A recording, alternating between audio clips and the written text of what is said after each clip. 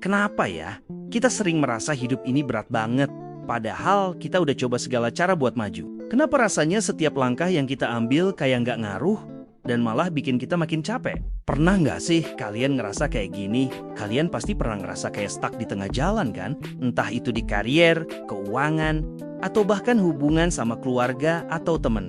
Bayangin, kamu udah kerja keras, lembur tiap hari, tapi gaji rasanya nggak pernah cukup. Atau kamu udah coba bikin rencana buat ngejar mimpi, tapi kok malah bingung mulai dari mana. Ini tuh relate banget sama apa yang dialamin jutaan orang di luar sana. Faktanya, menurut penelitian dari Gallup, 65% orang di dunia merasa stres karena tekanan hidup sehari-hari. Dan yang lebih menarik, 7 dari 10 orang bilang mereka pengen hidup lebih bermakna, tapi nggak tahu caranya. Jadi, apa sih yang bikin kita ngerasa gini? Kadang, bukan karena kita nggak cukup berusaha, tapi karena kita terlalu fokus sama hasil besar, sampai lupa nikmatin proses kecil. Misalnya, coba inget kapan terakhir kali kamu ngerasa bangga sama diri sendiri karena nyelesain sesuatu. Sekecil apapun itu, mungkin cuma nyelesain laporan kerja, atau berhasil masak menu baru buat keluarga.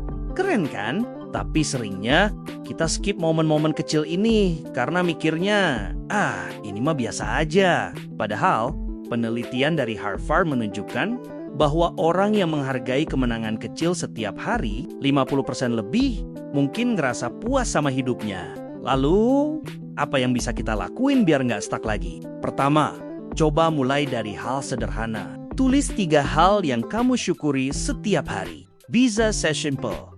Hari ini aku minum kopi enak, atau aku bisa ketemu teman lama. Kedua, atur satu tujuan kecil yang realistis setiap minggu. Misalnya, kalau kamu pengen lebih sehat, mulai dari jalan kaki 10 menit sehari, bukan langsung daftar gym dan latihan 2 jam. Ketiga, kasih waktu buat refleksi diri.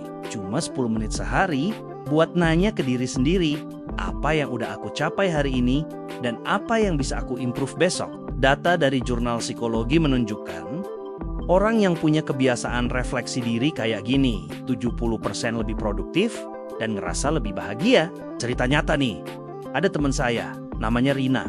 Dia dulu ngerasa hidupnya monoton banget. Kerja kantoran, pulang, tidur, repeat.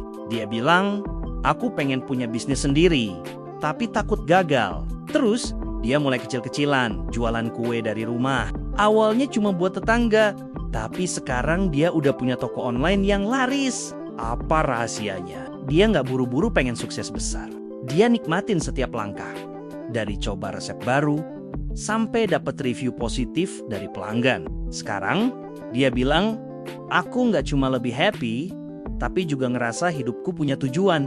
Jadi intinya, hidup yang lebih baik itu nggak selalu tentang perubahan besar. Kadang, cuma butuh langkah kecil yang konsisten. Misalnya, kalau kamu lagi ngerasa stres sama kerjaan, coba ambil 5 menit buat tarik napas dalam-dalam atau dengerin lagu favorit. Kalau kamu pengen punya hubungan yang lebih dekat sama keluarga, coba ajak ngobrol sambil makan malam tanpa gadget. Hal-hal kecil ini, meskipun kelihatan sepele, bisa bikin perubahan besar dalam jangka panjang. Oh ya, satu lagi.